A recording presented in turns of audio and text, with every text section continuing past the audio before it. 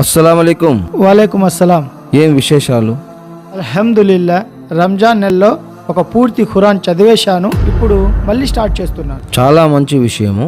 ఒక ఖురాన్ పూర్తి చేసావు కదా, ఏం అర్థమైంది? అన్న, నేను చదివింది అరబీలో అన్న, నాకేం అర్థం కాలేదు. అయినా ఖురాన్ని పూర్తిగా చదివితే ఎంతో పుణ్యం వస్తుంది.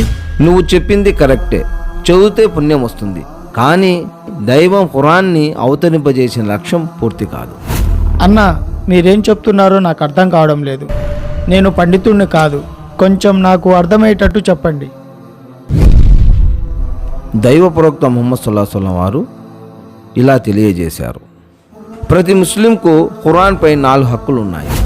ఒకటి, దీన్ని చదవాలి, అర్థం చేసుకోవాలి, అర్థం చేసుకున్న దాన్ని ఆచరించాలి, ఇతరులకు కూడా ఈ సందేశాన్ని చేరవేయాలి. గత 4 సంవత్సరాలుగా ఈ ఖురాన్ని చదువుతున్నాను, అర్థం చేసుకోలేదు. ఇక మీదట మీరు చెప్పినట్లు ఈ ఖురాన్ని చదువుతాను, అర్థం చేసుకుంటాను, ఆచరిస్తాను. ఈ ఖురాన్ సందేశాన్ని ఇతరులకు కూడా చేరవేసే ప్రయత్నం చేస్తాను ఇన్షా అల్లాహ్.